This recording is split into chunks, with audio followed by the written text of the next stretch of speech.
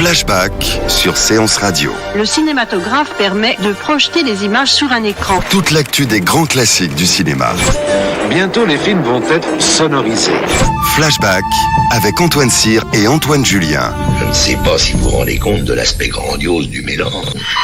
Our first full-length motion picture feature in color opens a whole new world of thrill. Flashback sur Séance Radio. Ça, c'est le cinéma.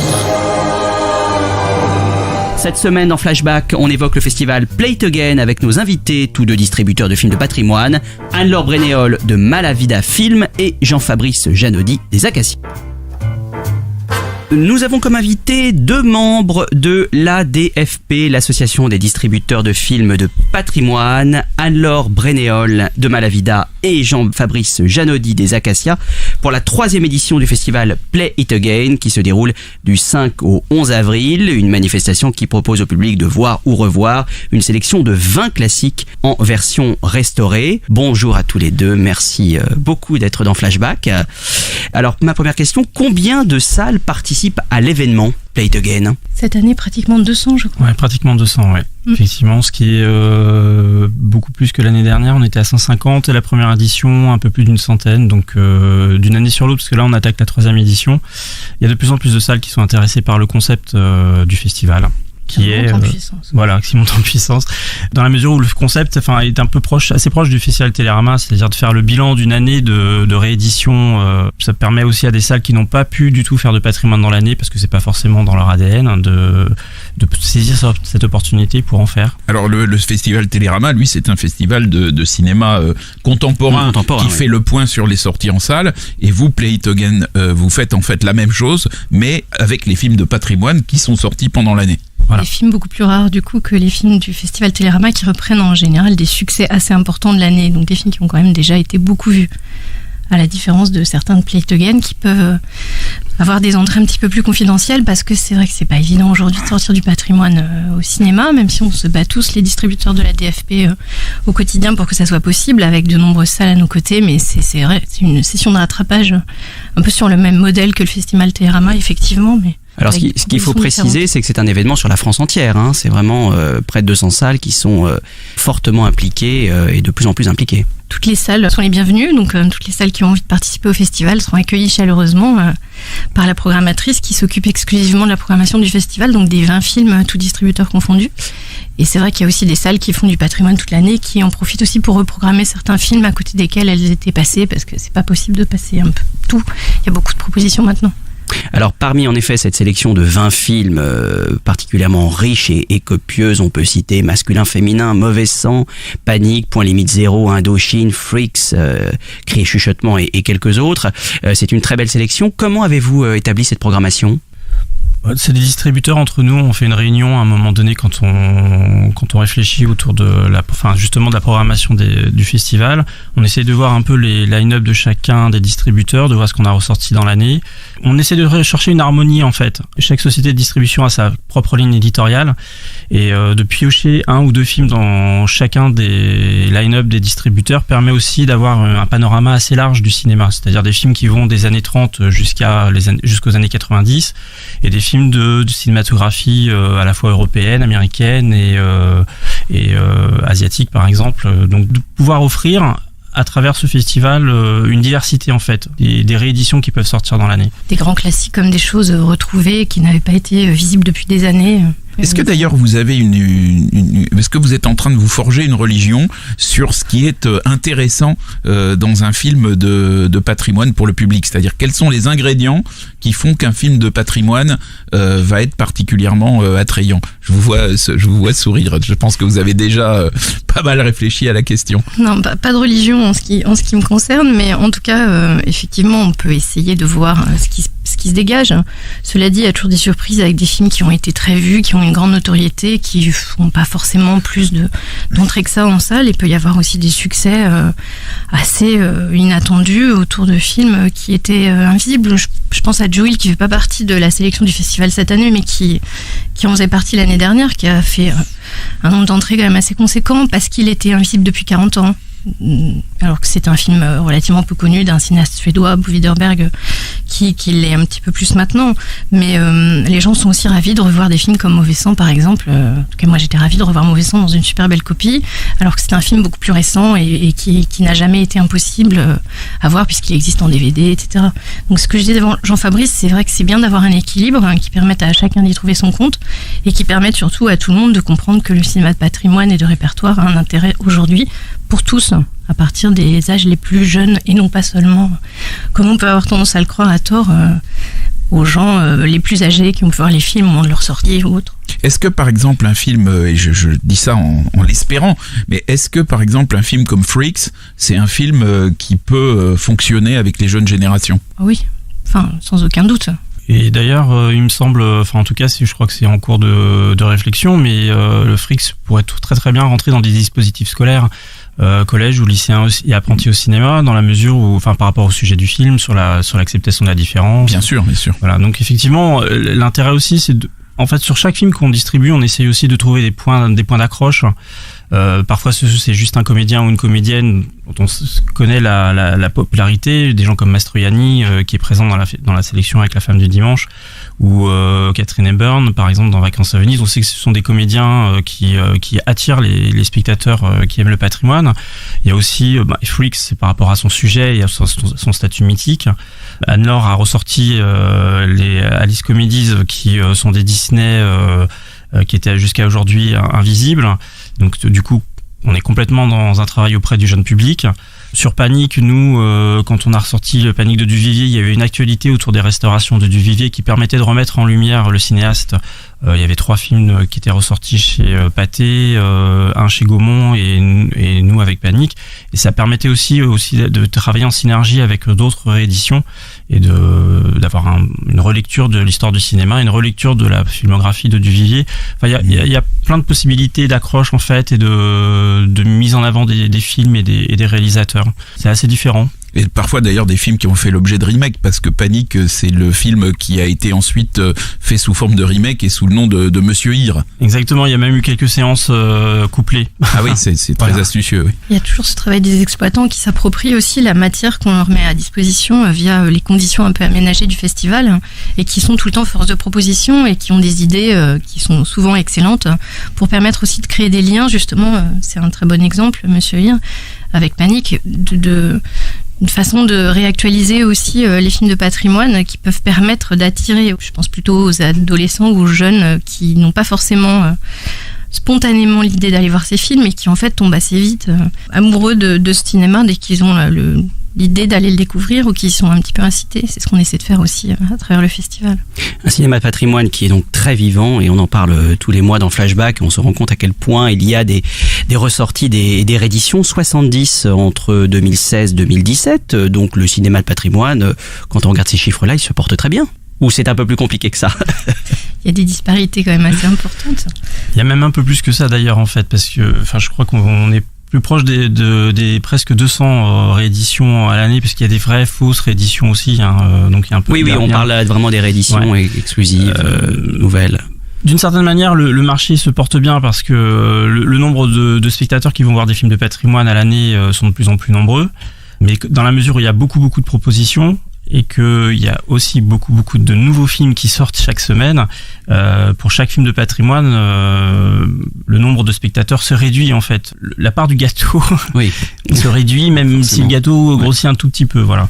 Il y a aussi un problème de visibilité dans la presse, puisque il y a des créneaux en général qui sont assez limités dans toutes sortes de médias. Et en fait, souvent, un film occupe ce créneau, ce qui est tout à fait normal, mais quand il y en a 5 qui sortent ou 7 dans la semaine et que sur les 5 ou 7, 5 ou 6 ou parfois 7 auraient mérité d'avoir cette place, c'est toujours un petit peu compliqué. Mais bon. Est-ce que vous ne pensez pas d'ailleurs qu'il y a une vraie distorsion maintenant entre l'importance de ce phénomène du cinéma de patrimoine, qui est appréhendé par quelques médias, par exemple Arte, l'a complètement appréhendé, mais d'autres médias ne l'appréhendent pas du tout à sa juste mesure. Qu'est-ce que vous pensez que c'est anormal et le cas échéant, qu'est-ce qu'on peut faire ? Nous, je pense que Jean-Fabrice, comme nous, comme l'ensemble des distributeurs de la DFP, on fait un petit peu le maximum déjà en traitant les films comme des films nouveaux. Nous, on a sorti par exemple un film de Bertrand Mandico, qui est un auteur tout à fait contemporain, qui vient de finir son premier long métrage. On n'a rien fait de plus pour la sortie de Bertrand Mandico qu'on ne fait pour Éclairage intime ou pour La ferme des animaux, qui ressort là sur une version restaurée qui fait partie de Play It Again. On traite tous, c'est un peu le principe aussi des distributeurs et le label de la DFP, les films comme s'ils venaient d'être faits, c'est-à-dire avec le plus grand respect qu'ils méritent.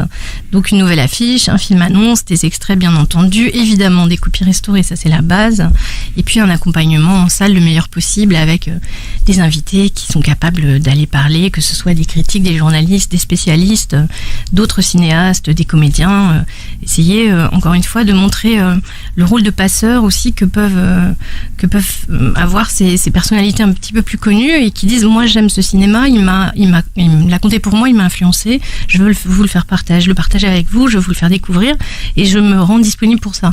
Et ça c'est quand même très important, je pense que ça fonctionne plutôt pas mal. Après il faut pas non plus que ça devienne une recette systématique s'il n'y a pas de réel lien entre les gens qui accompagnent les films. Quel est votre travail éditorial ? C'est-à-dire que vous choisissez les films, et pas n'importe lesquels, c'est selon vos goûts, vos envies, vos coups de cœur, des découvertes parfois inattendues. Comment se passe le métier de distributeur de films de patrimoine ?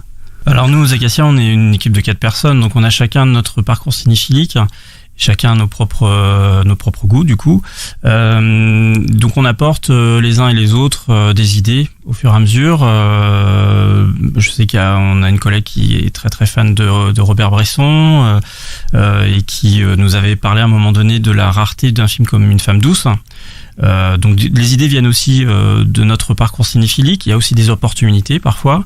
Il y a de plus en plus de films restaurés qui sont présentés dans des festivals prestigieux comme Cannes, Venise, Berlin. Donc c'est aussi c'est aussi l'occasion pour nous de prendre des contacts avec des ayants droit, des laboratoires qui s'occupent de restauration des films. C'est comme ça qu'on a nous ressorti 6 films de Satya Jitray qui avaient été présentés à Cannes Classique il y a à peu près 2 ans.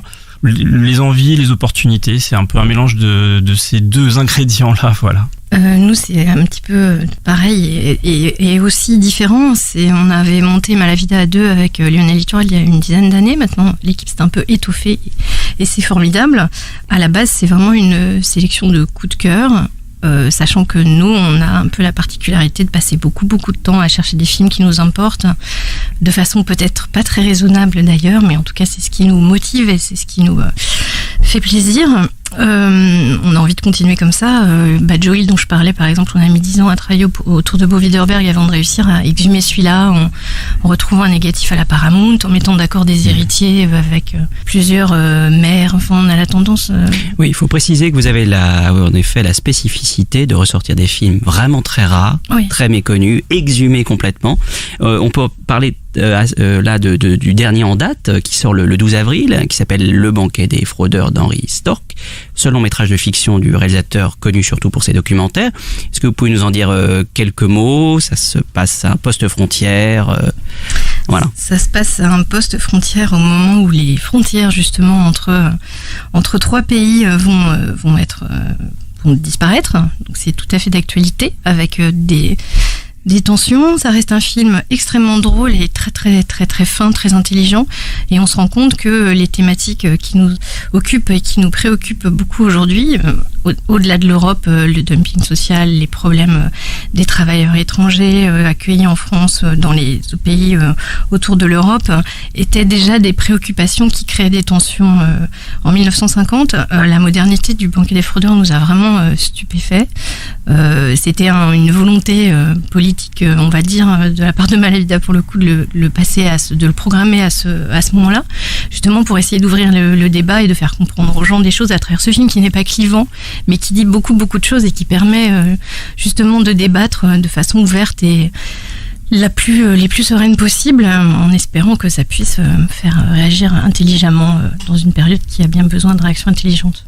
Et vous avez, si je ne m'abuse, un tropisme quand même qui est à la fois Scandinavie et pays de l'Est. Alors d'où ça vient cette connaissance assez approfondie de ces deux sujets-là?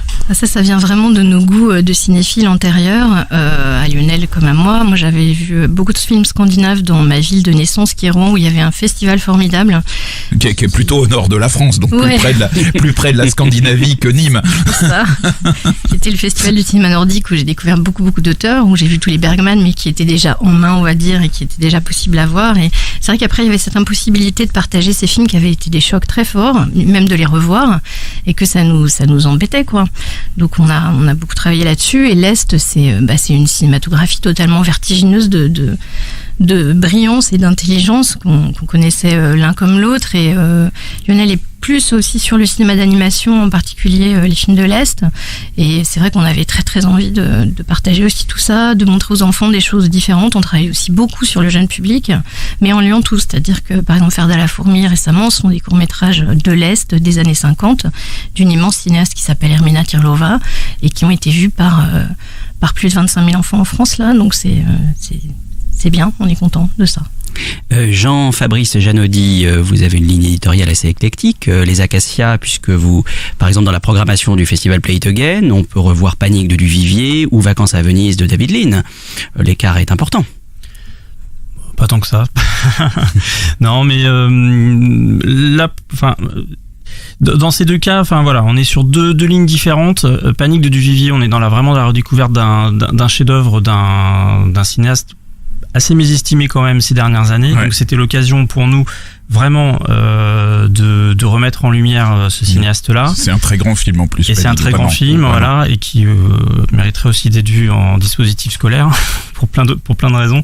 Et Vacances à Venise, c'est un peu différent. Là, on a depuis plusieurs années, on essaye de faire découvrir des films beaucoup moins connus de grands réalisateurs.